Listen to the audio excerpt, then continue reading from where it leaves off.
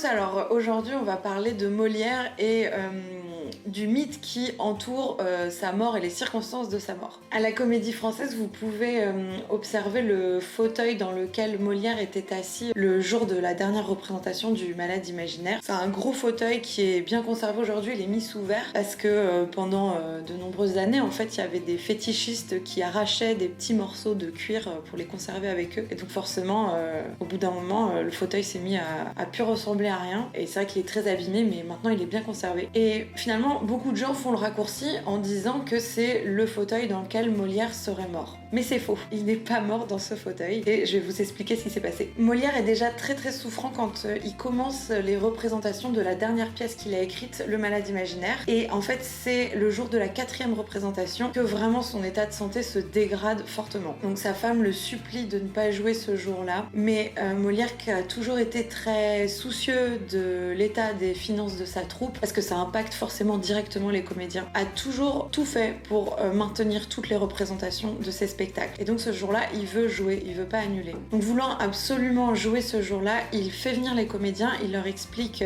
la situation, à quel point il est souffrant aujourd'hui, et il leur dit que s'ils veulent jouer la comédie, il faut qu'ils se tiennent prêts à 4 heures précises, sinon lui, il ne pourra pas monter sur scène. Forcément, à 4 heures, tous les comédiens sont prêts et le spectacle peut avoir lieu. Donc Molière joue la comédie jusqu'au bout, bien qu'il ait beaucoup de difficultés à se maintenir, et la moitié des spectateurs vont se rendre compte à certains moments qu'il y a des convulsions, des quintes de toux très fortes, et malgré tout, il joue jusqu'à la fin du spectacle. Au moment où le rideau tombe, il retourne dans les loges, vraiment plus mal que jamais, et on le porte chez lui, rue de Richelieu, pour le mettre dans son lit. Une fois dans son lit, il continue à tousser et à cracher du sang. Il se trouve en présence de 2 religieuses, et se sentant partir, il envoie chercher sa femme, et finalement c'est dans les bras de ses 2 bonnes sœurs qu'il va mourir, et au moment où sa femme va arriver, il sera déjà mort. Donc Molière n'est pas mort sur scène, mais bien chez lui, dans son lit, le 17 février 1673,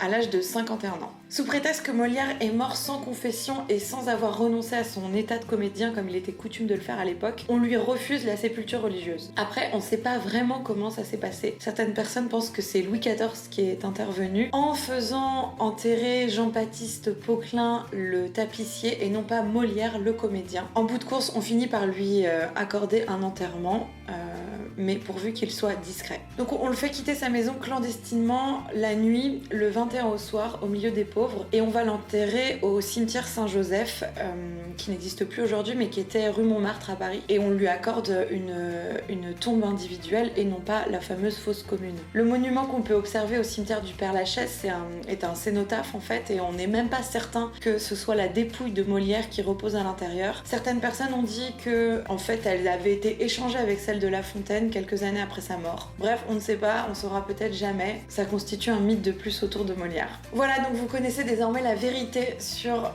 la mort de Molière, et le mythe de l'artiste mort sur scène est faux, bien que finalement sa mort soit intervenue seulement quelques heures après le spectacle. Finalement, c'est assez bouleversant de penser qu'au moment où il joue le Malade imaginaire et ce que le spectateur prend pour un jeu d'acteur, en fait, sont de véritables quintes de toux, et que finalement il était déjà à l'agonie et à quelques heures de la mort. J'espère que vous avez apprécié en apprendre un peu plus sur Molière, que vous avez aimé la vidéo. S'il y a d'autres sujets qui vous intéressent, n'hésitez pas à me le dire en commentaire, à liker la vidéo, et continuons à diffuser le savoir et la connaissance autour du théâtre. Merci d'avoir regardé, et à bientôt.